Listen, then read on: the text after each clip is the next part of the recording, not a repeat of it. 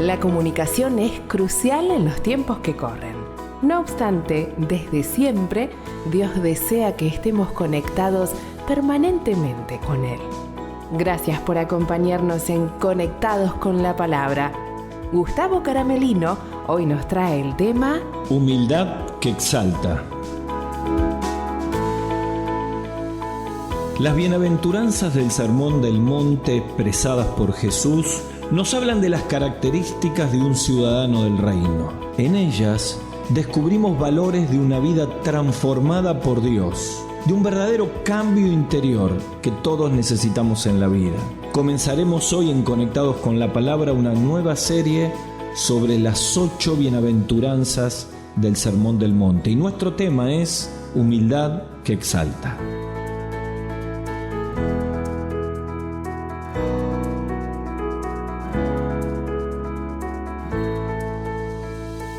Bienvenidos a Conectados con la Palabra, estudiando el libro de Mateo, estudiando el Sermón del Monte. Hoy comenzamos una de las 8 bienaventuranzas que Jesús enseñó en aquel escenario especial en el monte de Galilea ante miles de personas, ante sus discípulos y por transferencia ante nosotros. Sentado como un maestro, les enseñaba de una manera de que ellos puedan entender cómo salvar el alma y cómo encontrarse con Dios. Es interesante porque hay 8 bienaventuranzas y cuando uno habla de bienaventurado no tiene que ver con cuestiones emocionales.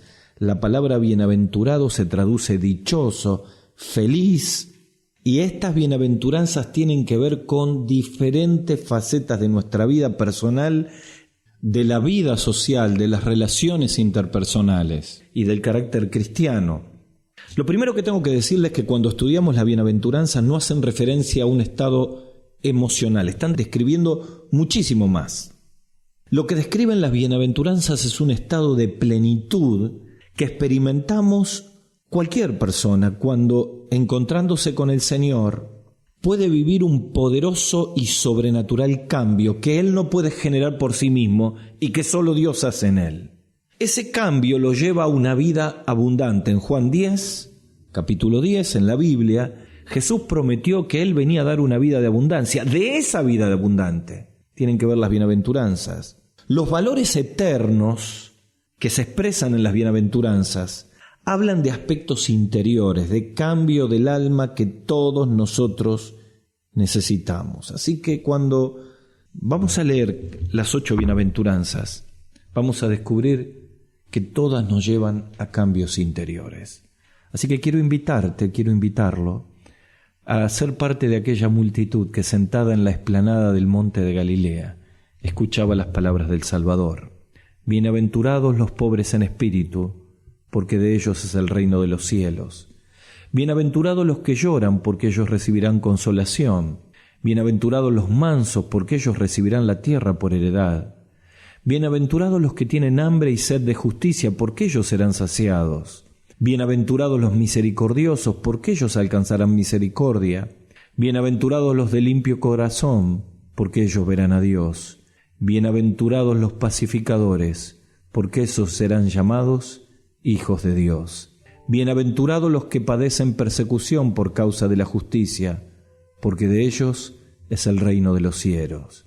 Bienaventurados sois cuando por mi causa os vituperen, persigan y digan toda clase de mal contra ustedes, mintiendo. Gócense y alégrense, porque vuestro premio es grande en los cielos. ¿Saben? Todas estas bienaventuranzas que estamos escuchando aquí nos llevan a pensar de cambios en el alma. Y nos vamos a detener en la primer bienaventuranza que dice: bienaventurados los pobres en espíritu, porque de ellos es el reino de los cielos. En otra versión dice: Dios bendice a los que son pobres en espíritu y se dan cuenta de la necesidad que tienen de Él, porque el reino de los cielos les pertenece.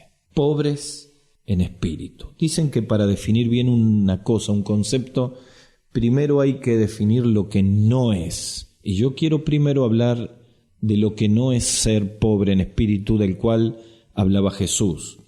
Debemos decir que pobres en espíritu Jesús no se está refiriendo a debilidad o inoperancia.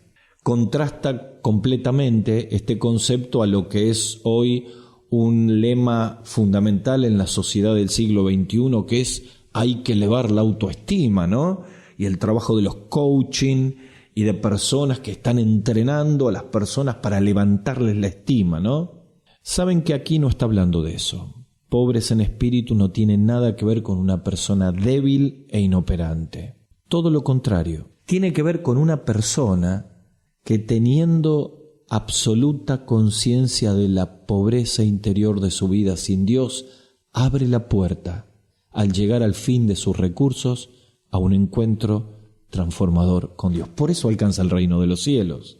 Recuerdo el testimonio de un ahora pastor que, con una vida antes perdida en medio de las drogas, el alcohol y una vida completamente descontrolada, es llevado por su novia a una iglesia y primero había una larga cola de personas para poder entrar. Se quiso ir 2 o 3 veces y de pronto, cuando se sentó en aquel lugar y escuchaba la palabra de Dios, su frase fue: me siento en mi vida rodeado de gusanos. Es tanto el pecado que hay en mi vida que me siento de esa manera. Y porque llegó a sentirse así, abrió la puerta a un encuentro con el Señor que le liberó de las drogas, del alcohol, y no solamente eso, sino que lo llevó a una vida de servicio a Dios. Así que cuando hablamos de pobres en espíritu, Jesús estaba hablando de la esfera espiritual. No está hablando de personas, como dijimos, carentes de entusiasmo, pasivos, indiferentes, incautos, necios. El pobre en espíritu es aquel cuyo corazón no está lleno de soberbia, carece de orgullo y vanidad, y por el contrario es humilde en las cuestiones espirituales. El pobre en espíritu reconoce que en sí no es nada y que nada vale salvo en las manos de Dios, que todo lo que tiene lo debe al Señor. Y como dice Santiago 1:17, Dios es el dador de todo don perfecto que procede del Padre de las luces, de Dios. Por eso es pobre en espíritu. Así que cuando hablamos de esta primer bienaventuranza, necesitamos entender que tiene mucho que ver con la humildad que nos exalta. ¿Y cómo conectamos esta pobreza del espíritu con nuestro tema, humildad que exalta? Porque están íntimamente relacionadas.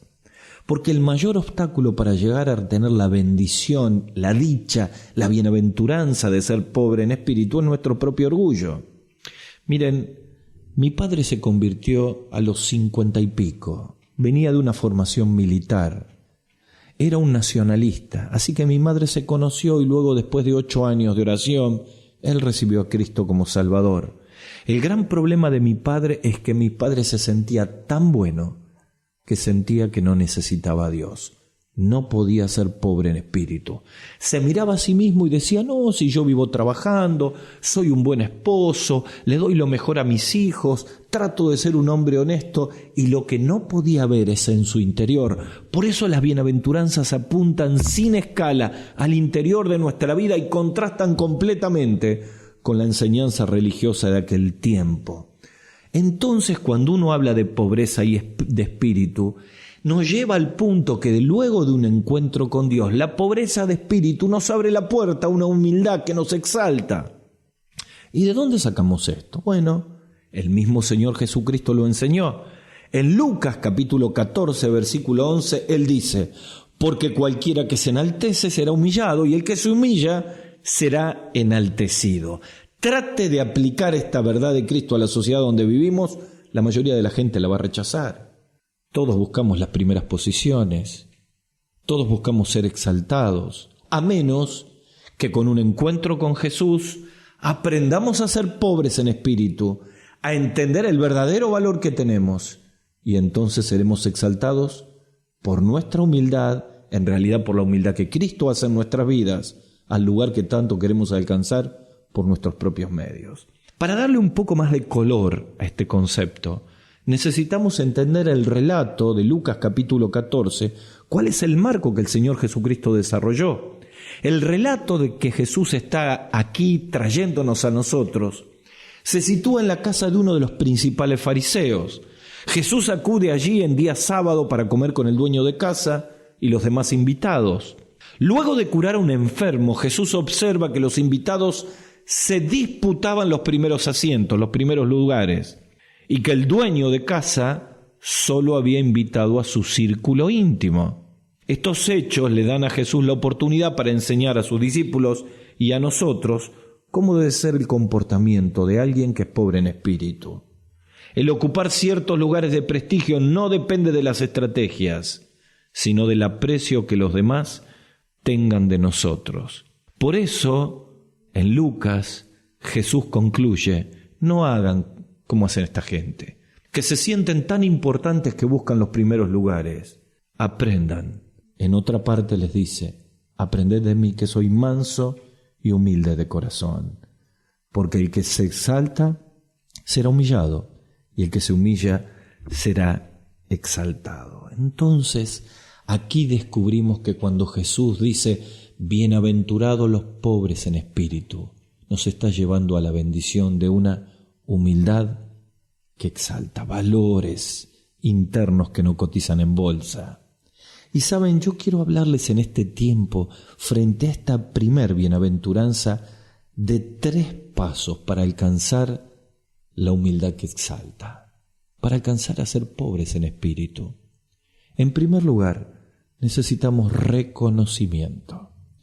En segundo lugar, necesitamos rendición. Y en tercer lugar, necesitamos restauración. Número 1, reconocimiento. Número 2, rendición. Número 3, restauración. Vamos al primer paso de una humildad que exalta. ¿Cómo alcanzamos ser pobres en espíritu? Bueno, con el primer paso, reconocimiento, porque el pobre en espíritu, que alcanza el reino, que alcanza la presencia del Señor, que alcanza la salvación, es una persona que primero tiene que reconocer que su vida ha fracasado. Vivimos en medio de un fracaso que nos rodea. Hemos decidido hacer familia sin Dios y el matrimonio ha fracasado. Hemos tratado de hacer colegios, universidades, escuelas donde no se hable de Dios y hemos fracasado con el carácter y los valores de los estudiantes. Hemos tratado de armar sociedades sin Dios y tenemos que reconocer que hemos fracasado. Solo volviendo al Señor podemos empezar a cambiar los resultados finales de nuestra propia vida. En un encuentro con el gobernador de nuestro estado y un grupo de pastores, hablábamos del trabajo de los pastores en las cárceles, la obra carcelaria, y cómo se llegaba a aquellos que son asesinos, violadores, adictos. Y en medio de toda la charla el gobernador abría las puertas de las cárceles para que puedan seguir trabajando. Y un pastor se puso de pie y le dijo: gobernador, siempre llegamos tarde, siempre llegamos cuando las cosas están consumadas. No solo nos abre las puertas de las cárceles, necesitamos que nos abra la puerta de los colegios primarios para llegar a los niños, para hablarles de Dios, para que aprendan a entender una vida que es transformada antes que el resultado de esta sociedad los triture y los termine en adicciones y en vidas perdidas. Reconocimiento. ¿Saben que en el Salmo 103, 13 y 14 dice: como el Padre se compadece de los hijos, se compadece Jehová de los que le temen, porque Él conoce nuestra condición, se acuerda que somos polvo. Él reconoce nuestra condición, ¿la reconocemos nosotros? Los pobres en espíritu reconocen su propia flaqueza, su debilidad, su necesidad de encontrarse con Dios, de buscar en el Señor el socorro para la vida. Y el Salmo 51, 17 nos dice: los sacrificios de Dios son el espíritu quebrantado. Claro que sí, el reconocimiento es la puerta de una vida transformada con una humildad que exalta. ¿Qué tenemos que reconocer delante de Dios? Nuestros orgullos, nuestras amarguras, nuestros rencores, nuestras rebeldías, La hemos atesorado por años.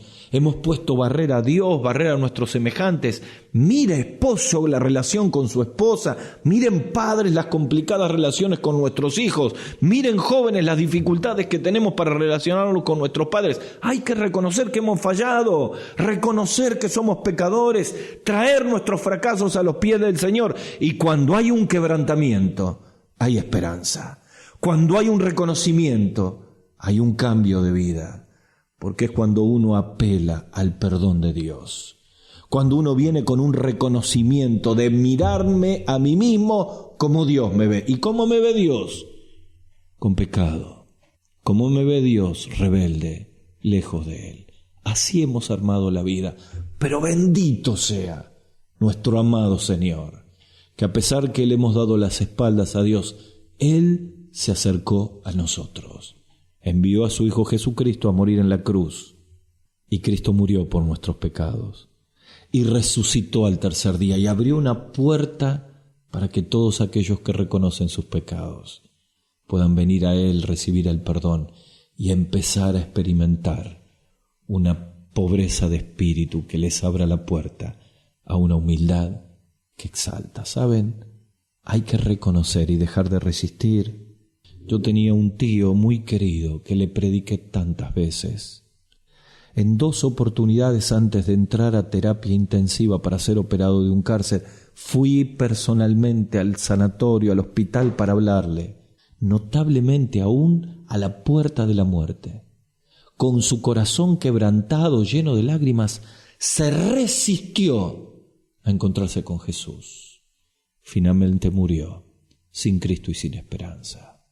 Quizá me está escuchando un querido, una querida, que en medio de esta primer bienaventuranza, la característica de tu vida ha sido resistir al Señor.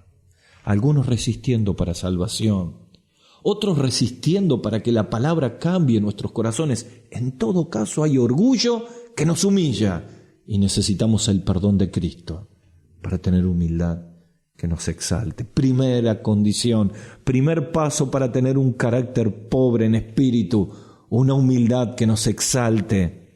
Necesitamos reconocer que sin Dios no somos nada, que Él murió en la cruz por nosotros y tenemos que venir a pedir perdón. Primer secreto, reconocimiento. El segundo paso es rendición.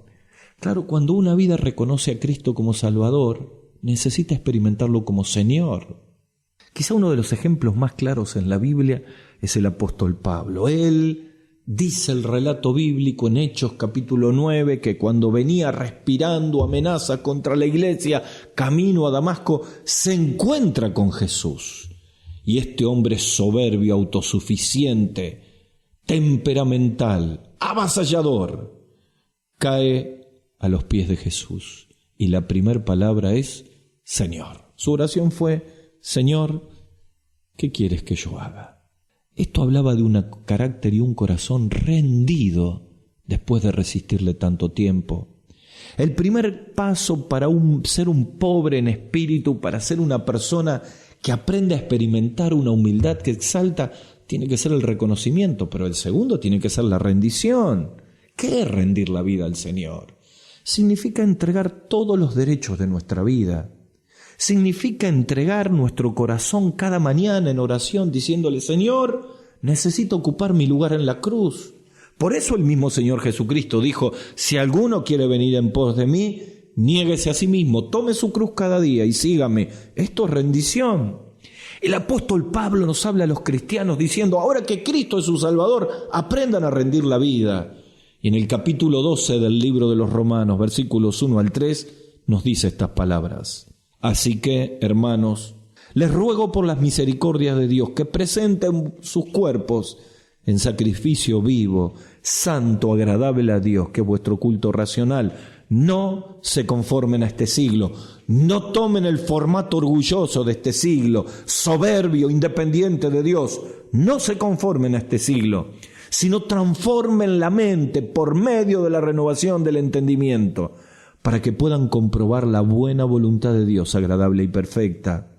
Y agrega: digo pues por la gracia que me es dada a cada cual que está entre vosotros, que no tenga más alto concepto de sí mismo que el que debe tener, sino que piense de sí con cordura, conforme a la medida de la fe que Dios repartió a cada uno. No tengas más alto concepto.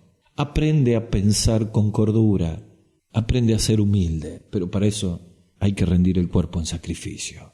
Y en un sacrificio no para morir, sino de una vida rendida a los pies del Señor. Miren, la mayoría de los judíos que escuchaban las bienaventuranzas esperaba en Jesús un Mesías político que tomara el control del reino y los liberara del imperio romano. En contraste, Jesús declara que su reino es para los pobres en espíritu, para los humildes.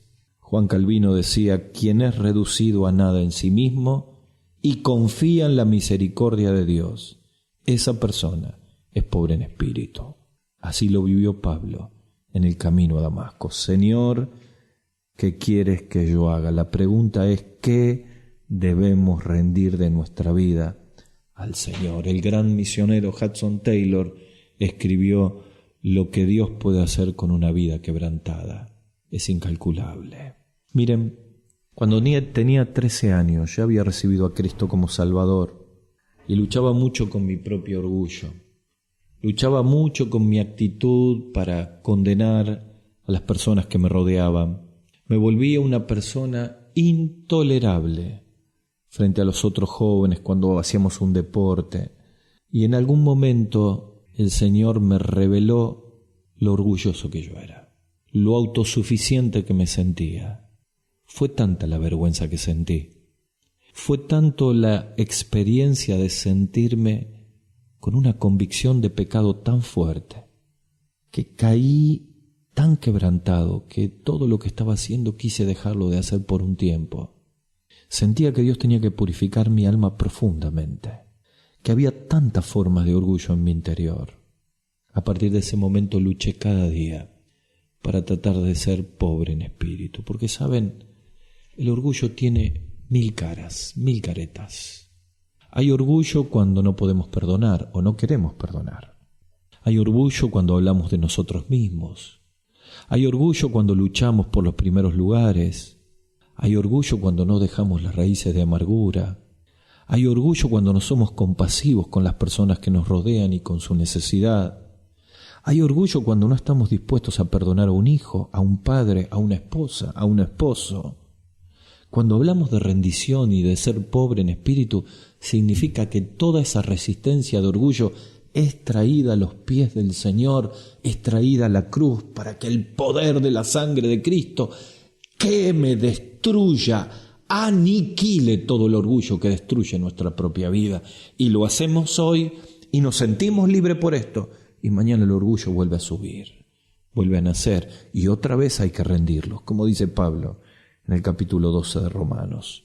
Ser pobre en espíritu, tener humildad que exalta, necesita reconocimiento. Es el primer paso, reconocer que sin Él no somos nada, pero necesita una rendición diaria a nuestro propio orgullo. Entonces podemos experimentar ser pobres en espíritu. Primero, reconocimiento. Segundo, rendición. Tercer paso, restauración.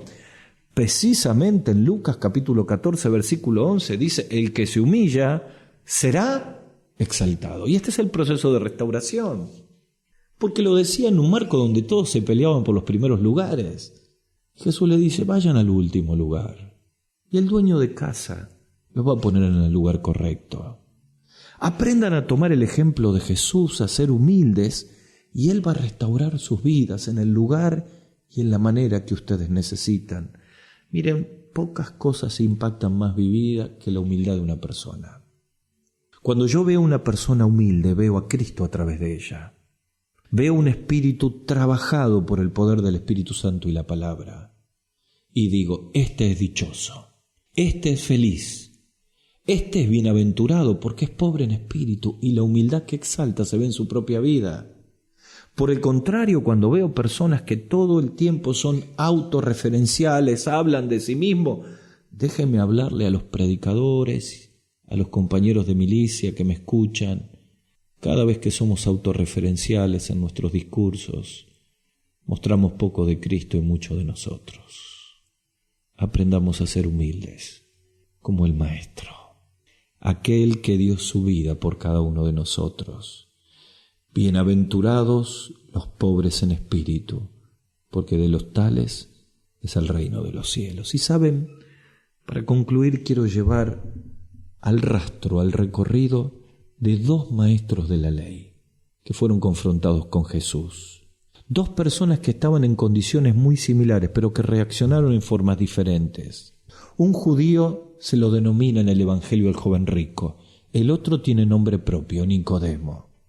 Ambos eran judíos, ambos guardaban la ley, ambos estaban orgullosos de lo que sabían, pero los dos tenían en su interior una sed que solo Jesús podía llenar.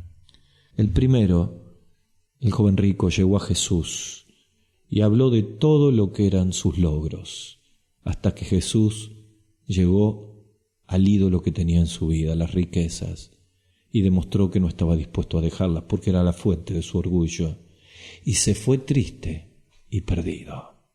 Pero hubo otro hombre cuyo nombre es Nicodemo, que se acercó temerosamente en Juan capítulo 3 de noche, y Jesús le dijo: tenés que nacer de nuevo, que aparece después en Juan 7 en la fiesta de los tabernáculos con una defensa del Salvador, pero que finalmente aparece en Juan capítulo 19 para reclamar con José de Arimatea el cuerpo de Jesús, identificándose plenamente con aquel que se había convertido en su Salvador.